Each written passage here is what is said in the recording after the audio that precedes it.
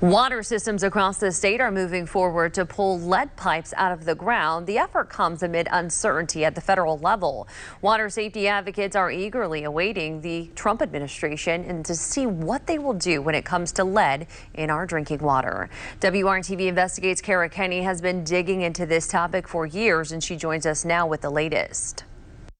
Lead can get into your drinking water through a lead service line. Now, what is that?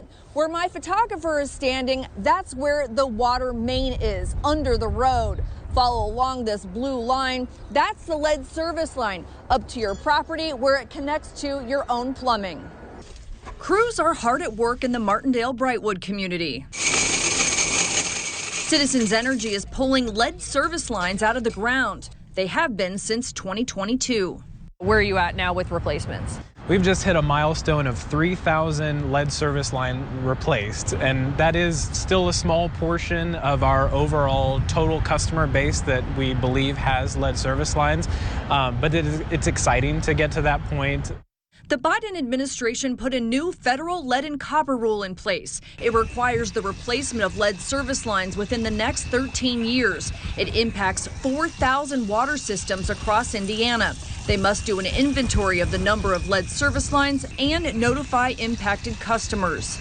Annette Hameter lives in Martindale-Brightwood, and she's thrilled citizens took care of hers. What do you think about that new rule?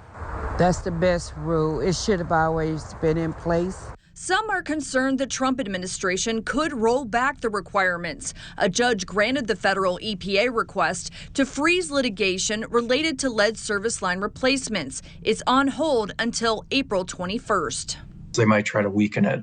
Eric Olson is a senior strategic director for health at the National Resources Defense Council, a nonprofit focused on health and the environment. Those lead pipes are basically ticking time bombs. So unless we pull those lead pipes out, which is what this rule requires, people are going to have these periodic spikes of lead in their tap water. Lead can impact kids' developing brains and cause problems with behavior and learning. We're all paying for that, right? I mean, your schools have to pay for special education. The NRDC says it plans to defend the lead and copper rule in court. How can anyone be in favor of lead in your drinking water? WRTV Investigates contacted the EPA, and they told us, we know that there is no safe level of lead exposure, and as part of our mission to protect public health, we must work together to take a common sense approach to reducing lead exposure from drinking water. EPA, under the first Trump administration, laid the groundwork for strengthening lead standards by issuing the 2021 lead and copper rule revisions. But states like Massachusetts say the current administration delayed federal funding for replacement of lead service lines. WRTV Investigates checked with Indiana agencies and water utilities. So far, no one has experienced any problems with receiving federal funding. To do this painstaking work, Citizens Energy relies on federal funding, and customers pay an extra $3.60 a month on their bills. Obviously, we are watching the federal landscape to see how things change. Their next stop for replacing lead service lines is the near Northwest Side.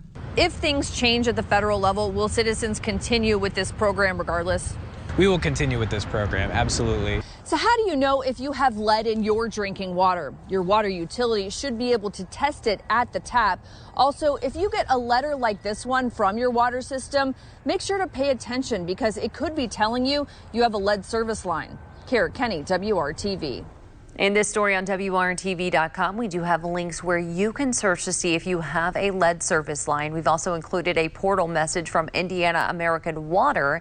It says we are still progressing on our goal to get lead out. So far, we've completed the removal of over 33,000 residential and business lead service lines in our communities.